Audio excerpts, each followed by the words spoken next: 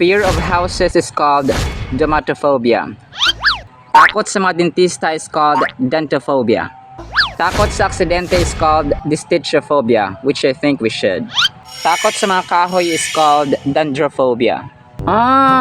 Dendrophobia, fear of trees. Naku, hindi na pwede dito. Maraming trees dito. Dendrophobic ka. Huwag ka dito. At ito ang konting kalamang dapat alam mo! Alam nyo ba ang the tallest or pinakamataas na kahoy sa buong mundo? Ang kahoy na may pangalang Hyperion, mga sombreros, na isang uri ng redwood na may scientific name na Sequoia sempervirens, ay umaabot ang taas sa more than 115 meters or more than 379 feet above the ground, mga kasombreros. Ang lifespan nito ay from 700 and 800 years, mga kasombreros.